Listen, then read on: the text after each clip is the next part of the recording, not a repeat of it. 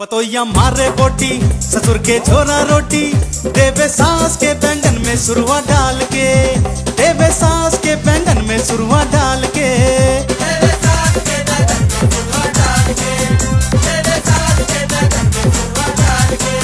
पतोया मारे बोटी ससुर के छोरा रोटी, देवे सास के बैंगन में सुरवा डाल के, देवे सास के बैंगन में सुरवा डाल के।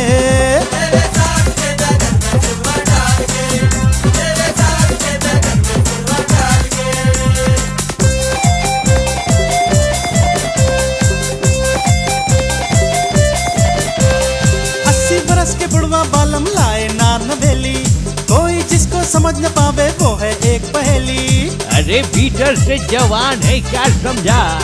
80 बरस के बुढ़वा बालम लाए नार नवेली, कोई जिसको समझ न पावे वो है एक पहेली। बदन से धोती सर के सजन के दिलवा धर के, देवे सास के बैंगन में सुरवा डाल के, देवे सास के बैंगन में सुरवा डाल के। पतोया मारे बोटी ससुर के छोरा रोटी, देवे सास के बैंगन में सुरवा डाल के, देवे सास के बैंगन में सुरवा डाल के।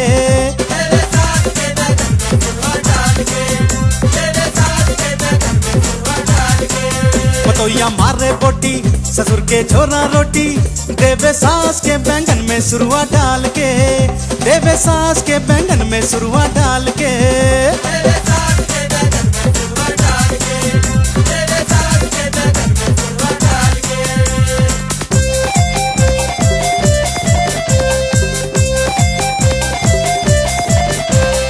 आज के लड़के लड़की देखो फैशन के दीवाने, अकल के दुश्मन बात किसी की बिल्कुल ये न माने।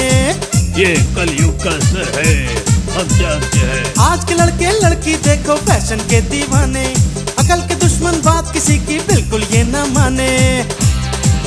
कबो पतलून पहन के हाथ में हाथ डाल के, देवे सास के बैंगन में सुरवा डाल के, देवे सास के बैंगन में सुरवा डाल के।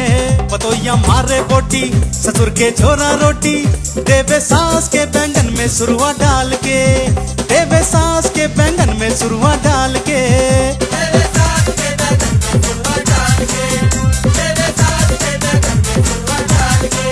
पतोया मारे बोटी ससुर के छोरा रोटी, देवे सास के बैंगन में सुरवा डाल के, देवे सास के बैंगन में सुरवा डाल के।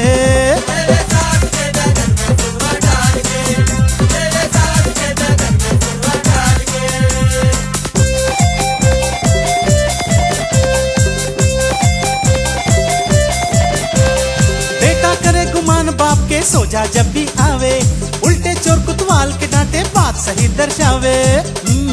सारे बिगड़ गए हैं, हे भगवान। बेटा करे गुमान बाप के सोजा जब भी आवे, उल्टे चोर कुतवाल के डांटे बात सही दर्शावे।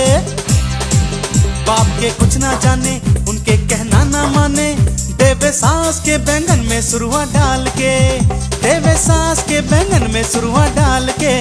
तो या मारे बोटी ससुर के छोरा रोटी, देवे सास के बैंगन में सुरवा डाल के, देवे सास के बैंगन में सुरवा डाल के।